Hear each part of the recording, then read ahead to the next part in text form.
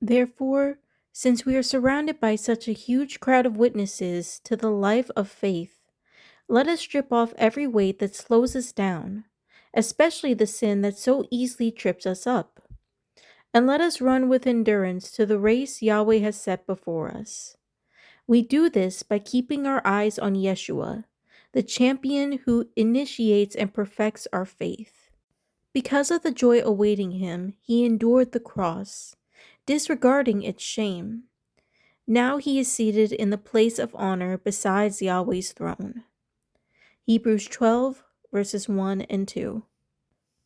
Since you have been raised to new life with Yeshua, set your sights on the realities of heaven, where Yeshua sits in the place of honor at Yahweh's right hand.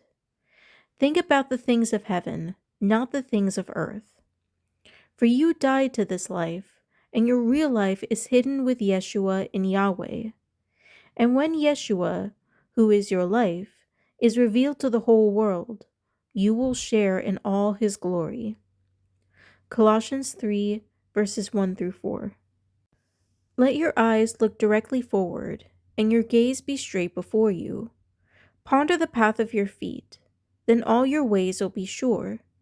Don't swerve to the right or to the left. Turn your feet away from evil. Proverbs 4, verses 25 through 27. But watch yourselves, lest your hearts be weighed down with dissipation and drunkenness and cares of this life, and that day comes upon you suddenly like a trap. For it will come upon all who dwell on the face of the whole earth. But stay awake at all times, praying that you may have strength to escape all these things that are going to take place, and to stand before the Son of Man.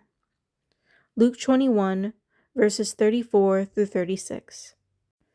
Therefore, preparing your minds for action and being sober-minded, set your hope fully on the grace that will be brought to you at the revelation of Yeshua HaMashiach.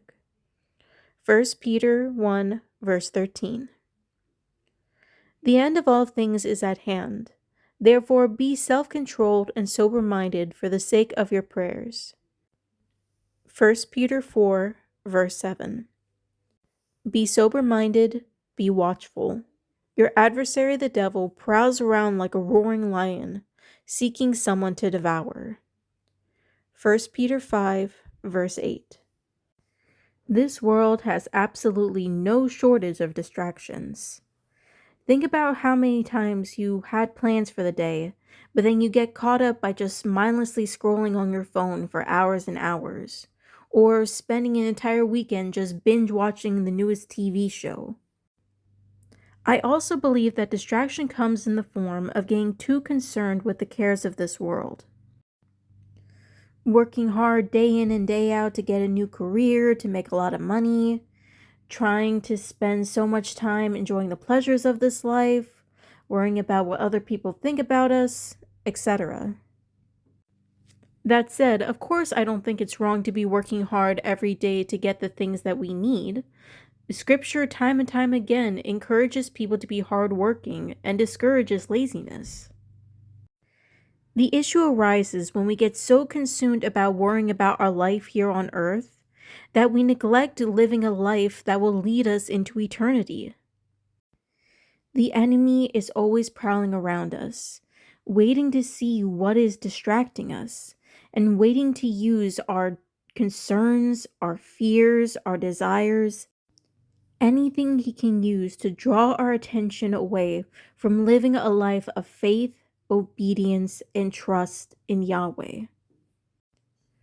Do what you need to do in order to survive here on earth, but always keep your focus and strive towards living a life on what will lead you to eternity.